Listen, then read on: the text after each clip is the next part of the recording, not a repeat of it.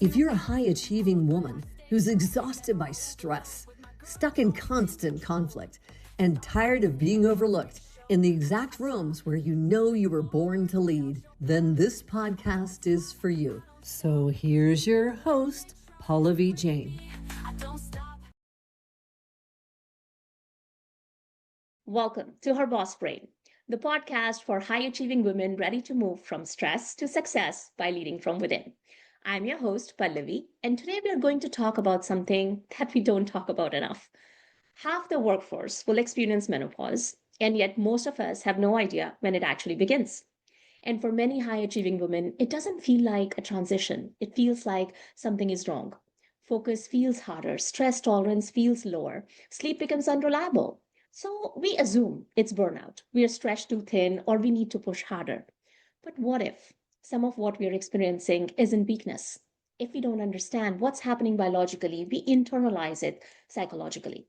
And when that happens, we begin to question our competence instead of asking better questions. So today's conversation is about bringing science into the silence, not to dramatize midlife, but to understand it. Because understanding creates relief, and relief creates choice. Our guest today is Kacy Fleming. Kacy is an award-winning workplace strategist, TEDx speaker, and founder of the Fuchsia Tent, a research consultancy focused on menopause and workplace transformation. With over 20 years in the biopharmaceutical industry and a master's in organizational psychology, she previously served as head of global well-being in Takeda, leading strategy for 50,000 employees worldwide and earning 3 consecutive Business Group on Health Awards. She is the creator of the 3H framework for workplace menopause support and 3C's method of compassionate leadership, evidence-based models helping organizations turn awareness into action.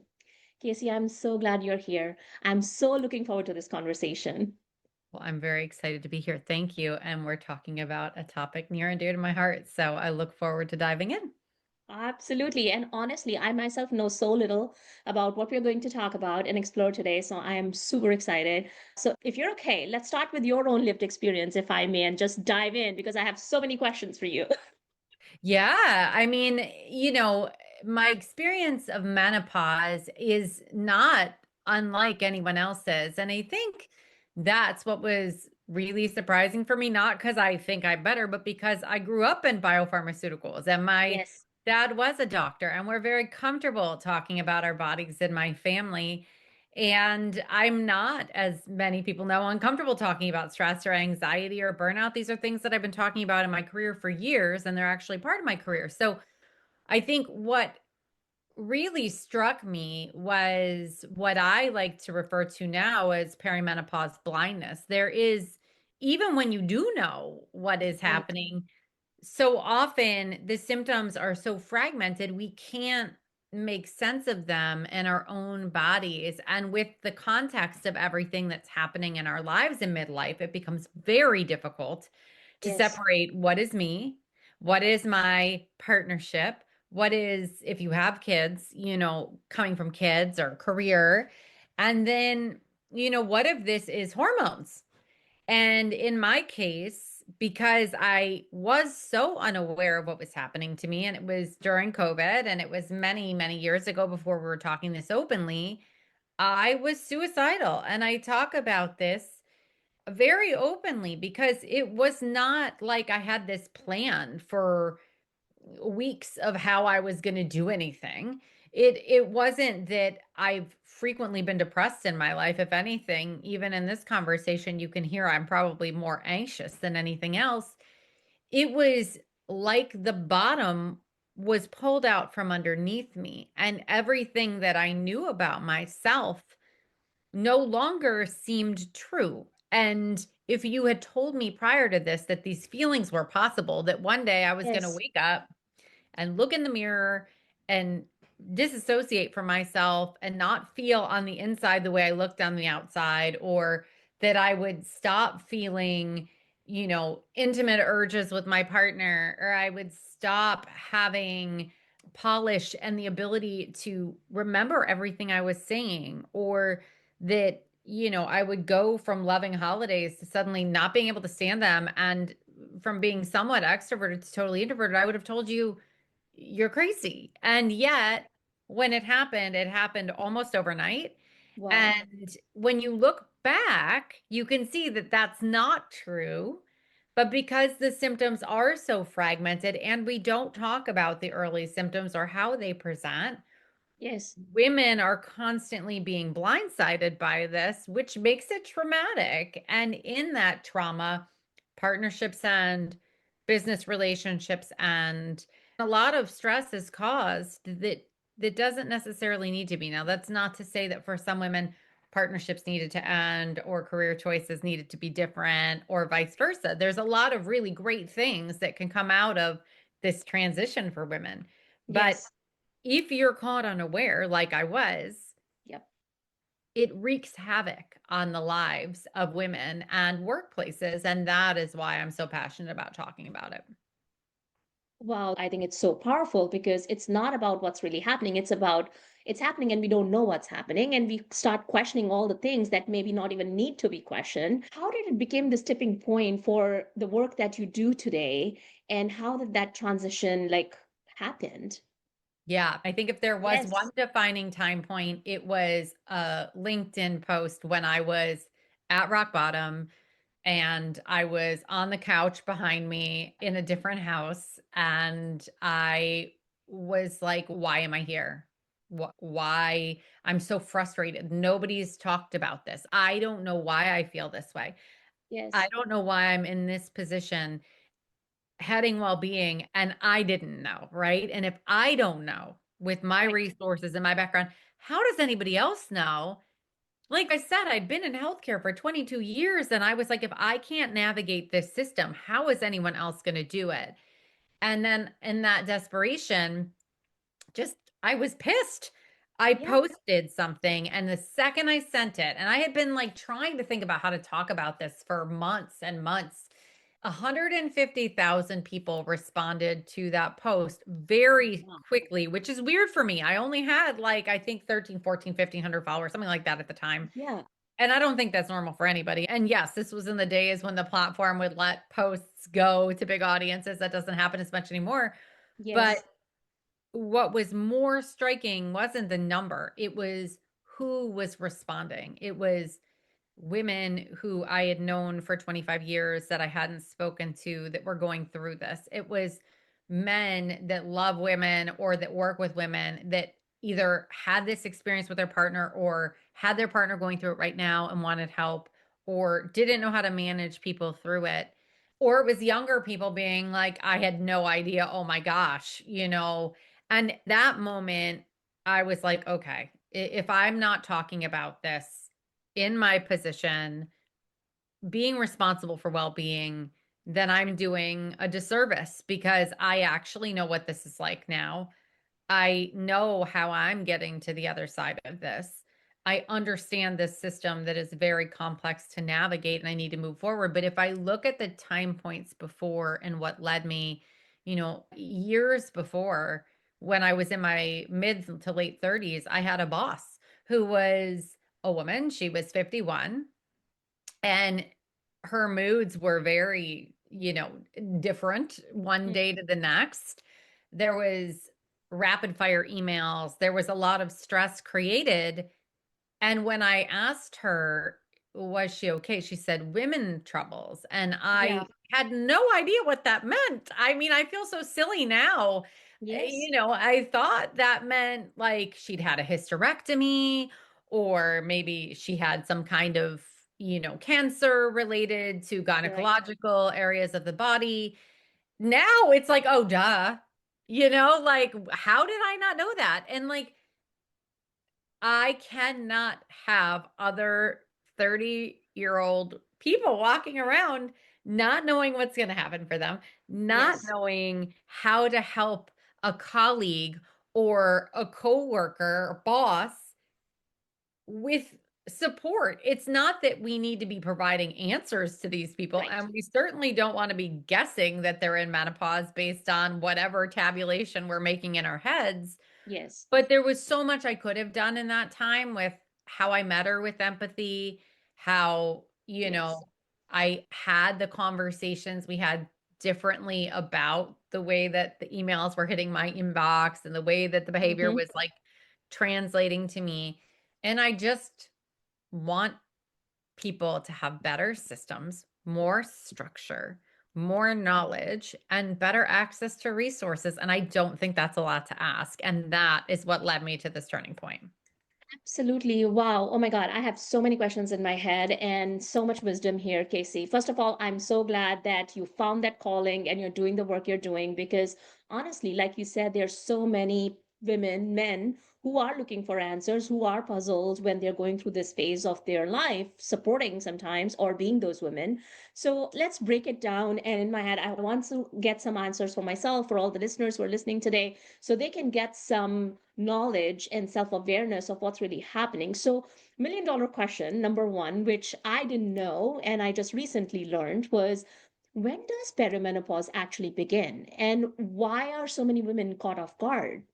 Yeah. So, I mean, caught off guard is a totally different topic. We'll go there in a second. Yeah. Okay. Most women will go through perimenopause at some point between the mid to late 30s and your 40s. Your Wow. average age of menopause in this country is 51. And so you can be in perimenopause for 7 to 10 years, even longer sometimes before menopause hits. I'm going on year 7.5, 8. So that is why there's confusion because it doesn't strike at the same time for Yes. everybody. Yes. Traditionally, when the medical system talked about menopause, the word perimenopause wasn't even in our vernacular. In fact, they didn't even know it until I was kind of going through it. But menopause is one day. It is one day after 365 days with no menses. And then depending on who you're talking to, they'll Right. say the rest is postmenopause or you're in menopause for the rest of your life. You are in menopause and your estrogen and your progesterone go to levels that are exceedingly low. And that is where these symptoms come from, is this fluctuation of estrogen and progesterone. So I think what people often don't understand about perimenopause is in that 7 to 10 years, 4 years, 1 year, whatever it Right. is your range is, your hormones are fluctuating like roller coasters. So sometimes they are rock bottom Yep. and sometimes they can be really high, which can lead to the changes in mood, the irritability, all the symptoms that women feel. Mm-hmm. And then, if you've seen the studies, you often see that women feel great in their 60s because they've been going through a period of time where their hormones have leveled out again. I And see. so, before we start menstruating and after, our hormones are pretty flat, but the other times in between, they move, and then we kind of hit the steady state while we're in our fertile years. And then it goes haywire again. And so, See.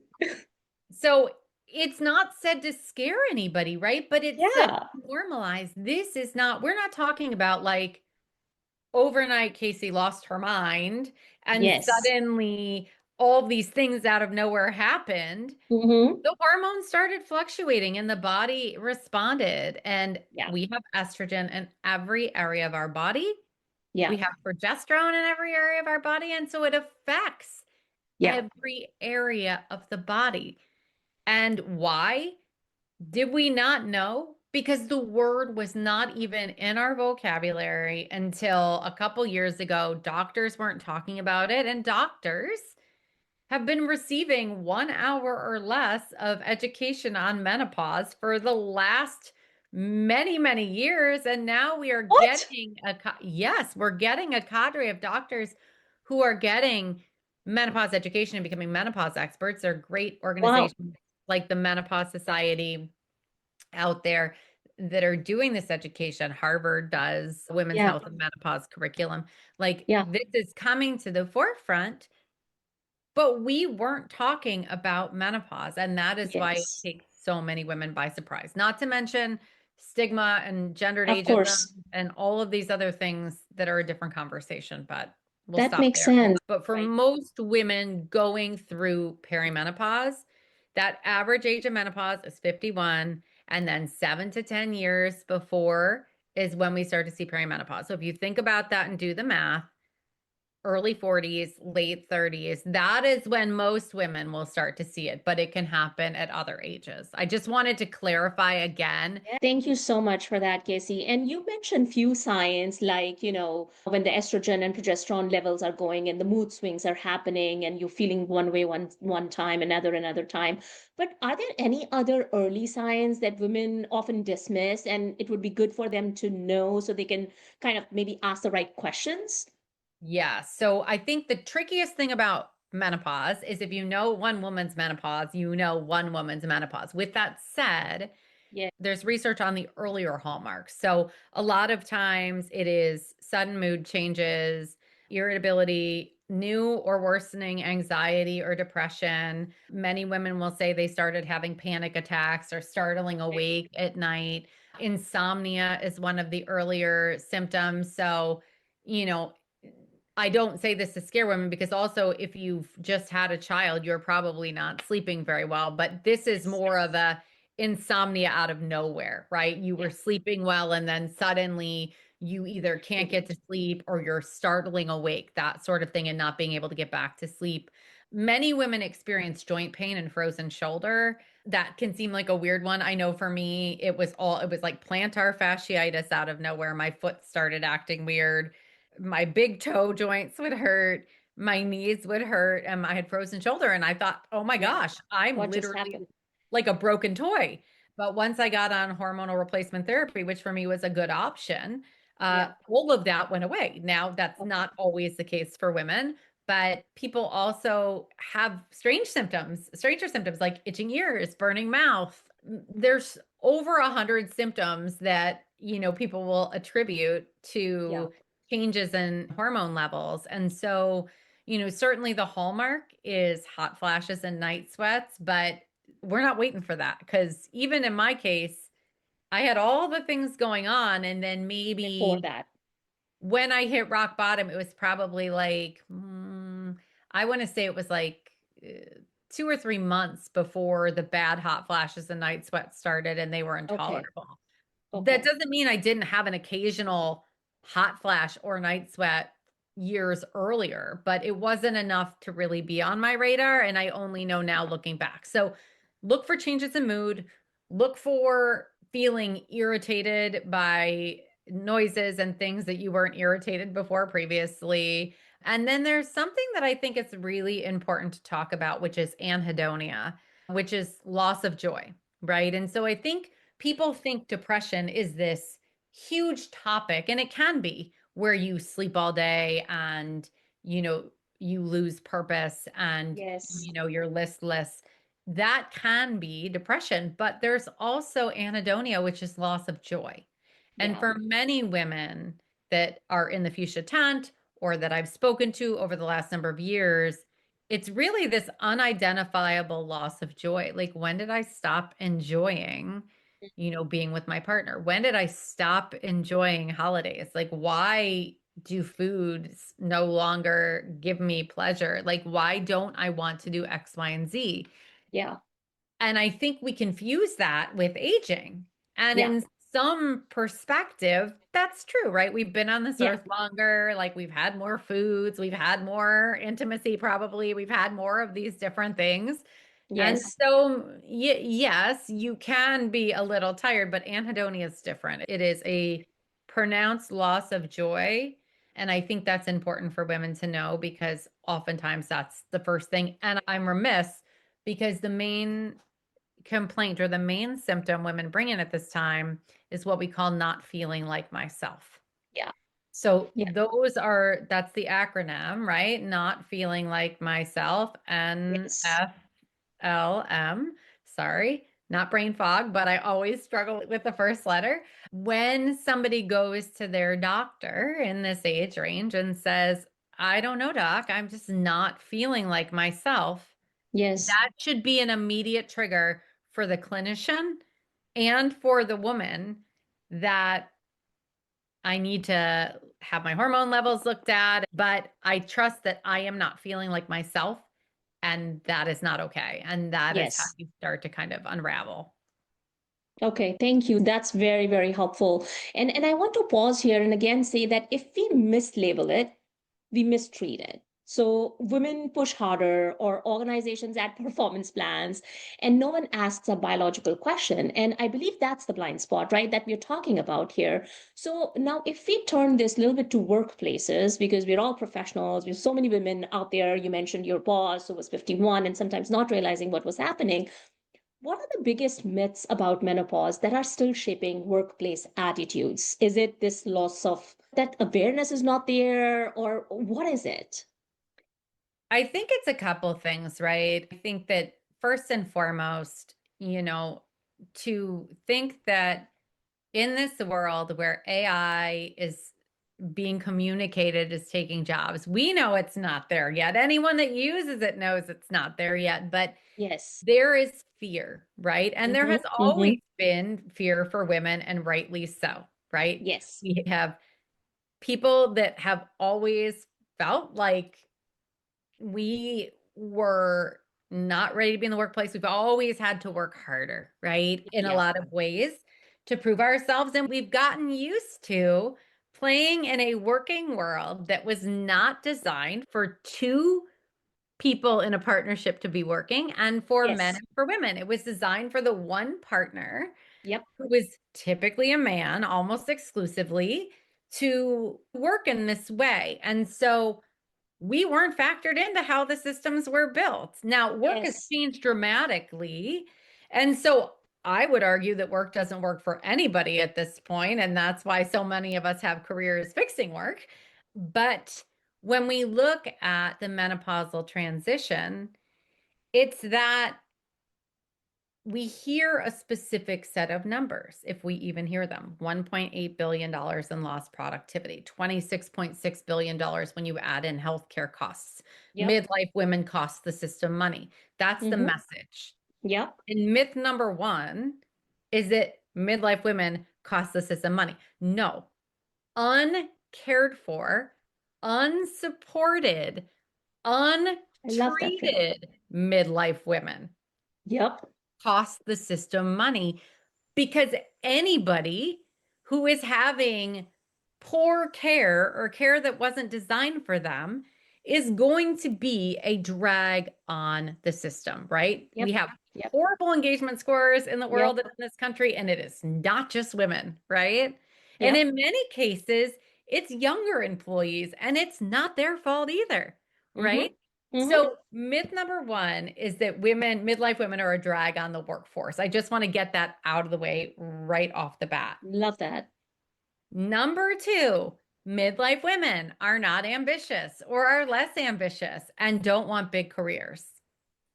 Yeah.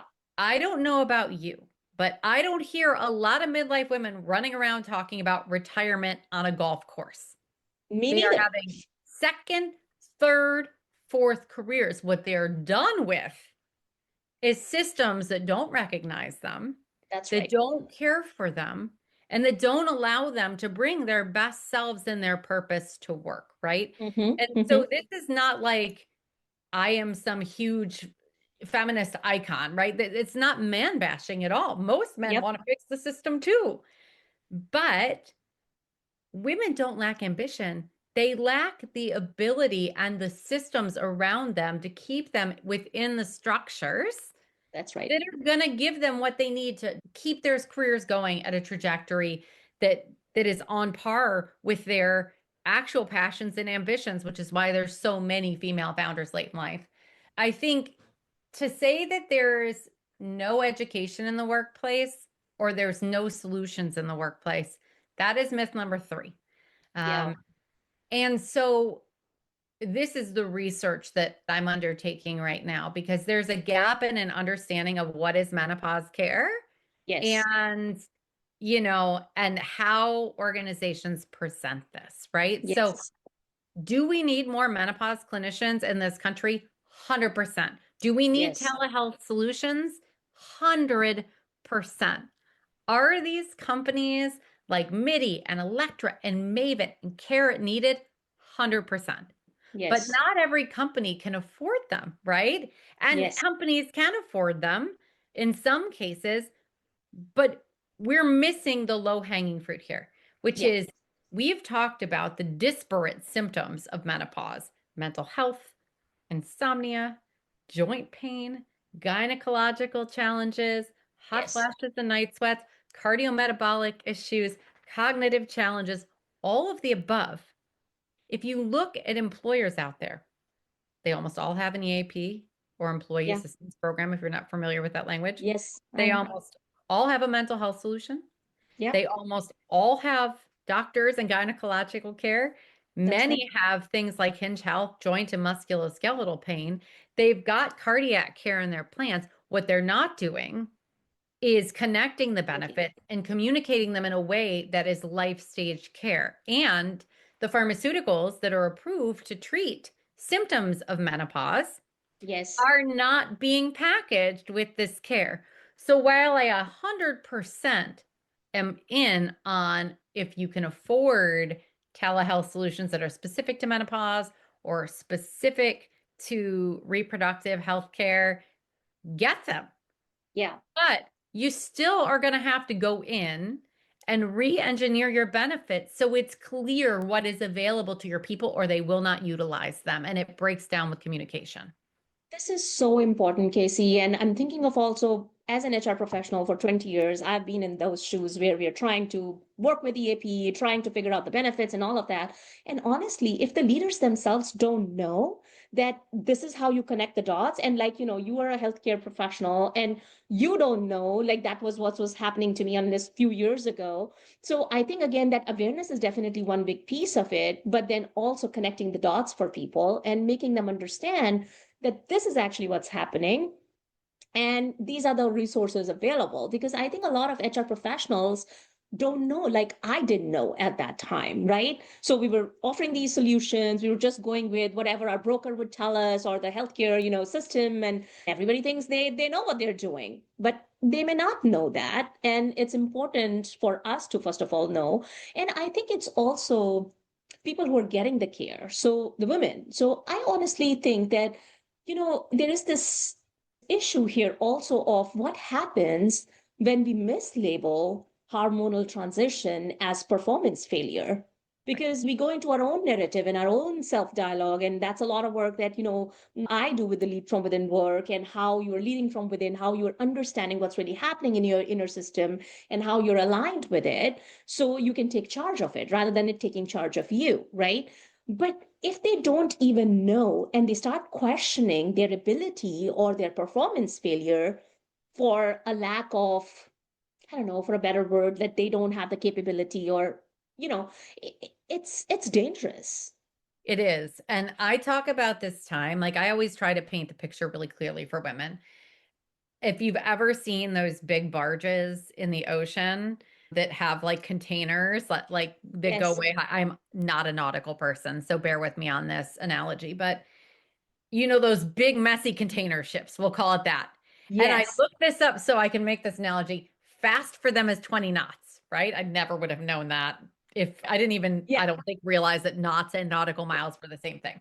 But you've got this work barge with peak career, changing ambitions, meaning you want more, you want to take on more, changing passions about your work, more cross-functional collaboration, in many cases more direct legitimate power, but maybe less influence. And then you've got this home life barge where you've got your marriage has been going for a little while if you're married. Yep. Whether you have children or you're not, you have feelings about that probably. And you've got things to deal with here. You may have aging parents. You probably have a pet in this country. And both barges are coming at each other 20 nautical miles per hour. And underneath are your hormones doing this.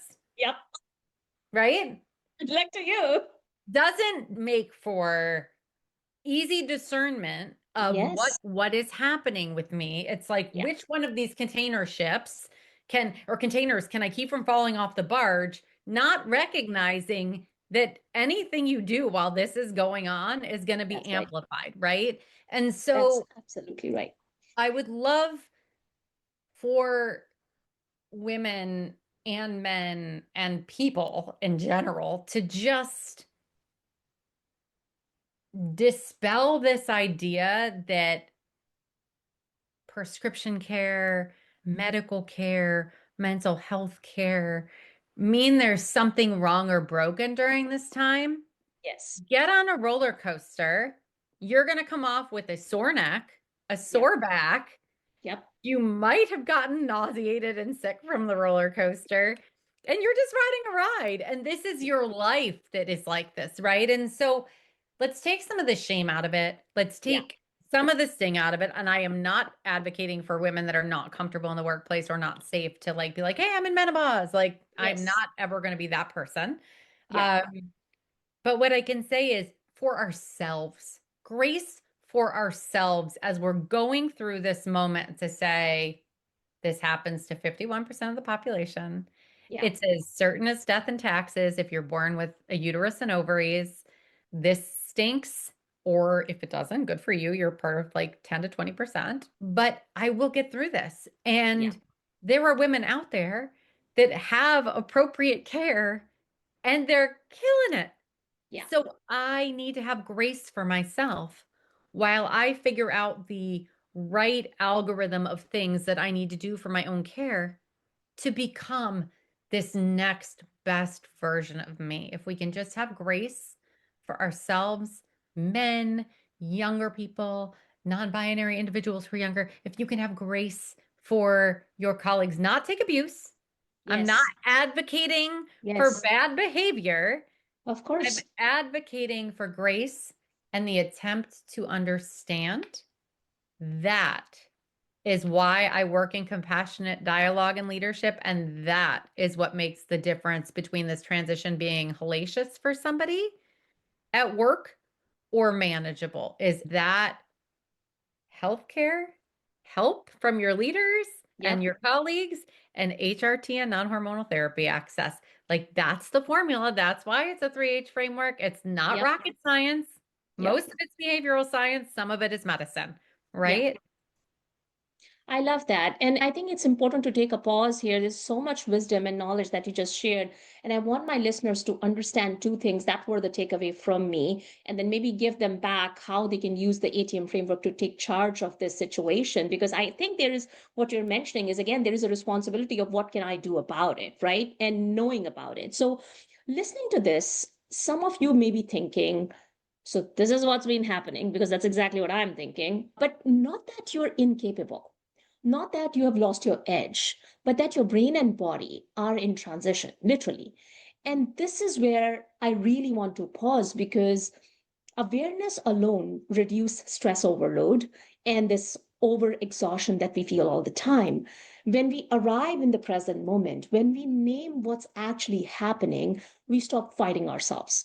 And this is where I truly think, again, the ATM framework that we learn and work on, apply here in this space, it becomes practical, not theoretical. And let's walk through it quickly. So, A, you arrive, right? You notice without judgment. Then you do the T, take responsibility, not blame, but responsibility for getting informed, asking questions, adjusting intelligently, right? And then M, make a conscious choice. Like Kacy said, what support do I need? What boundaries need tightening? What doesn't align with my passion anymore? What conversations need starting here? Because I honestly, and these are the conversations I'm having with all these executive women and all these workshops that we're doing, is that midlife doesn't remove leadership. It demands a different operating system, your internal operating system. So I really want to now pivot into what is within our control.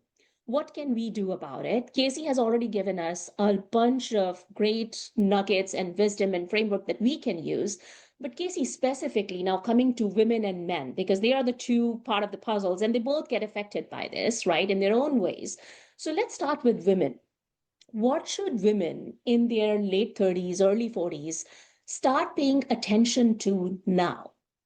Yeah. So I always say track your symptoms. When you start noticing that something is awry, whether you are feeling more irritable or you're starting to lose joy or you're not sleeping or you have an occasional hot spell in an office where you're just kind of like, what's going Yes. on? Start tracking. Yeah. Whether you do it on your phone, you do it on an app, you have a wearable, start tracking, start paying attention to these changes. That tracking is going to allow you to have better conversations with your healthcare providers. And in many cases, when you educate yourself, you will know more than Yeah. your provider. So step one is kind of awareness of your own body, what's happening, tracking so that you have a frame of reference of how severe these symptoms are. And at the Fuchsia Tent, we have a Right. great free tracking device that's been around since 1976. It's scientific. It's called the Green Scale. Go download it for free, use it. And that is kind of the clinical piece of the perimenopause puzzle. The Okay. second thing women can do is educate yourselves. And there are so many ways to do that, right? There's great resources like the Fuchsia Tent Menopause Vault, but there's also the menopaussociety.org. Let's Talk Menopause has great resources. Society for Women's Health Research has fabulous. They're my partner right now. We're doing a lot of work in the menopause workplace space. Okay. There are so many good sources of information. Number 3, be careful where you get your information. Yes. So social media is the bane of my existence in a lot of ways. Yeah. It is also responsible in a positive way for bringing this menopause conversation to the forefront. And there are pioneers and doctors who are part of that discussion. With that said, there is so much misinformation. I know. And when you're scrolling because you're suffering at 2 a.m. and benefits haven't, caught up and hit you where you need them in the way that you need them, you don't know where to turn. And that is when I say you come to the Fuchsia Tent, you go to one of these resources that you can trust, get your information there, and take questions you get from those snippets on Instagram or TikTok to your doctor and ask, right? That makes sense. Number 4, I'm on 4. Yes. Most important things when you're going to see a doctor, you have your symptoms now, you've done the Green Scale, you're tracking everything, you've got questions and information. Do not wait for your yearly exam. In your yearly exam at a gynecologist, they have to do a pap smear, they have to check for breast cancer, they have to ask you about your mood. They have all of these things to check off. And in this healthcare system, they're 10 to 15 minutes for that well visit and they're on to the next one. Yep. You want to schedule what is called a perimenopause or a menopause visit so you can have that conversation and they know it's coming. And before you do that, if this is the person that delivered your babies or you've been seeing for 20 years, but you don't think that they're up on science, you want to ask if they are comfortable treating perimenopausal women and are they comfortable with and knowledgeable about hormone replacement therapy and other therapies available. If not, find someone else. Yep. Right. And this is how we take back our power and we go about it. And then we've got choice. We've got choice. If you don't want to take a hormone or a medication, there are supplements, but find good doctors who can recommend them for you, right? Go to a naturopath, go to somebody that actually has accreditation. Don't just look for the supplement that's being sold online at 2 a.m, right? These are our steps. That is so important. Thank you so much for those very clear outline of what are some of the things that are under our control and that we can do about it. And so true about social media and unreliable sources and going to the right people and finding support that actually will serve you well, right? So now I know most men want to support, they just don't know how most of the times. So what should male partners and male leaders understand about this transition, or any tips and advice you have for them? I know they're not going to recommend medication and overstepping, but there is a fine line. But what can they do? How can they support? Yeah. So this comes to the 3 C's. So compassionate dialogue is something that everybody benefits from. This is not a menopause conversation. This is a sorely lacking skill in how we communicate with one another in general in our lives, as partners, and in the workplace, right? We assume things, we don't confirm them, we don't clarify understanding, and then we take action in the wrong direction, right? And so the 3 steps for any man, woman, or child who wants to engage in a dialogue, really around anything, but definitely around menopause. Confirm. Hi, I've noticed that you've seemed distracted in a couple meetings. You haven't really been yourself. How are you doing? Oh, you did notice that? Yeah. What's going on? Well, for a variety of reasons, I haven't been getting much sleep. Okay. So what I'm understanding is your sleeplessness is what is causing this irritability that I'm noticing. Yes. Great. What does support for me look like for you? Okay. I love that question. This is and then take one aligned action. And this, if you're a partner, can be, hey, can we just have check-ins and can you tell me how you're doing? Because I felt really in the dark about this and didn't know what was happening with you. Can we agree that you can just tell me what's going on with you and not hide it in our marriage? Or Yeah. in a work situation, hey, I'm going to get you a list of resources from HR. Please check in with them. And in a week, I'm going to come back and I'm going to ask you how you're doing again. Is that okay? Right? Like, this is not rocket science. Do not say to a woman, oh, I saw this great thing online, or hey, my wife, or you know what? No, stop assuming. Yeah. Ask, right? And Yes. that gives women the ability to tell you the gamut if they want to, and not if they don't. And know, as a male leader, know that you've heard my story, and I'm not unique in any way, shape, or form when it comes to that story. Know that when you ask the question, how are you really doing? Or what do you need? She may not have any idea. She may That's right. burst into tears. She may not know what she needs. Ask the question anyway. I don't care that you're scared, because you're going to ask her, what does support for me look like for you? And if she cries and says, I don't know, then you can say, you have vacation, you have time off, you have options. We are Yeah. capable of way more than we give ourselves credit for if we just ask. The other things men can do, educate yourselves. Don't Yeah. don't wait. Don't wait for us to tell you. Like, yes, we can do that, but you have AI and Google just like we do. And guess Yeah. what? That's how most of us found out about menopause. So if Yeah. we found out that way, you can do a little homework. There are men's groups where men talk about this. I Yes. have Menopause Mondays. Join the conversation and ask me anything you want to ask for free, right? Like, Yeah. Yeah. the other thing is, look at your policies as a male leader. Do they support midlife women? Do Yeah. you have benefits? You know what your benefits are. And if you can't figure it out. So that Exactly. when somebody comes to you, you're not like, right? Yep. Then you don't feel like you can't ask the question because you've actually done your homework. This doesn't take hours or days. This is minutes, right? And just have a little list and know what's going on and have a little conversation with your HR business partner, call it a day. And if Yeah. guess what? If you have the conversation with them and they don't know, then they need to go do their homework, That makes right? sense. Yeah, that makes sense. Nothing is hard, what you just mentioned. It's just a matter of making that intentional choice and taking that action and actually doing something about it, both sides, right? So there was one thing that you just mentioned. So I want to a little bit talk about that and then we'll close our session today because I can keep going. So I was just looking at the time. But during hormonal transition, Yeah. stress sensitivity can increase, right? But I want to point out increased sensitivity isn't weakness, it's information.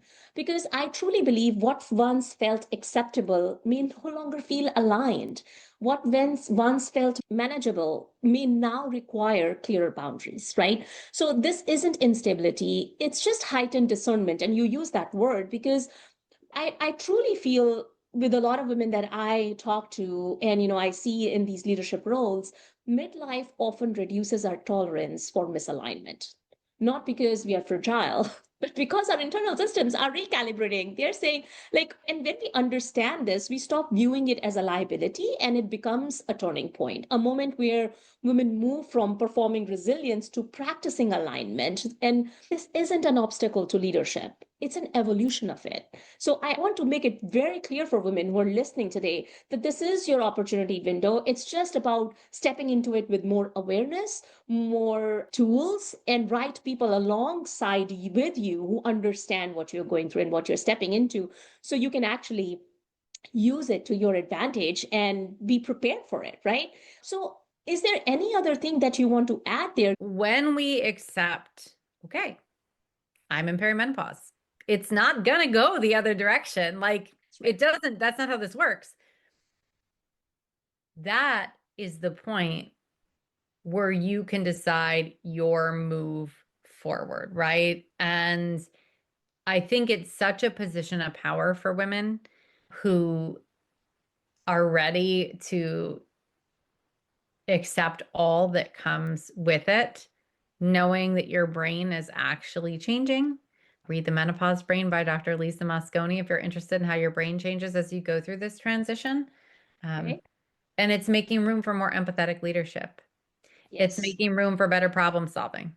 It's making room for better strategic decision-making capabilities. This can and will be the best chapter of your life, maybe painful. Yes. But once you accept, get the care that you need, that is so important. And I can't stress it enough, and move through it. And I want to acknowledge there are a lot of women in this country who cannot get the care that they need. And my greatest wish out of all the work that I do is that every human being that needs the care can get the care that fits for them in a way they can afford it and access it, and gets to have the opportunity to come into the brilliance of this next chapter. Yes. And that is just not reality right now. And so we'll keep working until that happens. That makes sense. That makes sense. So I want more people to reach out to you and get this partnership from you. So tell me a little bit, for organizations who are listening, HR leaders, executives, people shaping culture, that this is not just, again, a personal issue. This is something we have to tackle at an organization level too, and it's a workforce issue. So can you share how you partner with organizations, your work, and what is one tip or message you have for all the women listeners who are listening to us today? Yeah. Well, I'll start with how to partner and then I'll work on the tip. I love when people give me just one thing. I'm like, oh, my brain immediately will go numb if you ask me that question. So if you're looking to partner with the Fuchsia Tent, we work in a couple of different ways. There's the Menopause Vault, which is 50 expert webinars. There's pricing for organizations and there's pricing for women. It is very low for women intentionally. It's $50 a year, period. End of story. That is it. You have access to on demand, the best experts out there talking about every aspect of this. There's also a lot of resources available, and there are free resources. When it comes to organizations, I do several things, but the main thing is right on the website, the Fuchsia Tent Workplace Menopause Support. There's a specific area, though most of the site is workplace consultancy. There is an assessment. It will tell you where you are in your menopause workplace journey. That is free. There is also the basic framework of the 3 H's to help you understand how my business works with each organization. But a lot of the work is consultancy, is coming in, looking at the benefits that are available currently, assessing what is needed, doing an audit and a review of formulary, then working with the company to find a way to package everything they currently have and communicate it in a way that everybody has that knowledge and can see it. And then what do we need to add, right, to kind of round out benefits if we need to add anything. And then we also work with organizations on compassionate leadership. That's not just menopause. It is the second H in the 3H framework, but it is a primary business of Kacy Fleming Consulting. You can go to kacyfleming.com, and compassionate leadership is its own line item, and that will explain the framework, how it works for all of your employees, and also how it will help midlife women. And then we also do obviously awareness conversations, keynotes, webinars, but that's not the bulk of the business. That's Right. an and when you do a speaking engagement or a webinar, your entire workforce gets the Fuchsia Tent Menopause Vault for free. And I do that so that when I leave in the one-time point, you have an entire body of resources to turn to. So it works almost like an external ERG. Yes, thank you. That's amazing. And we'll have all the information for Kacy's website and the links in the show notes for all of you. And I just want to bring all these great wisdom and the things that I took out from this conversation back here as we close. So what we have talked about today isn't just menopause. It's awareness. It's biology intersecting with leadership. It's the cost of silence in systems that reward endurance over understanding. So, midlife is not a collapse of capability. It's a transition in operating conditions. And when we understand the operating conditions, we can lead intelligently instead of reactively. And that's the difference between internalizing struggle and responding with strategy, which is what Kacy gave us today. So, here's what I would invite you to do after listening to this episode, okay? Instead of asking, what's wrong with me? Ask, what my body be asking for that I haven't been listening to? That question alone shifts you from self criticism to self leadership. And one practical action over the next 2 weeks, 2 weeks, 3 weeks, however you want to do it, track three things: your sleep quality, your stress tolerance, your cognitive clarity, and no judgment, just data. Right. And as Kacy told us, that this will really help you when you're gathering this data and you're bringing more awareness to what's really happening and ask more intelligent questions, because awareness reduces anxiety and data restores agency. I want to again thank Kacy for this wonderful conversation. So many great nuggets, so much wisdom, and so much of what we don't talk enough, and we need to. So start one conversation, gather one data point, adjust one habit, advocate for one structural shift. If you are a leader, let's make that happen for our workforce, which will, half of it or 51% of it would go through it. So again, thank you for being part of this conversation. And thank you again, Kacy, for joining us today. Thank you.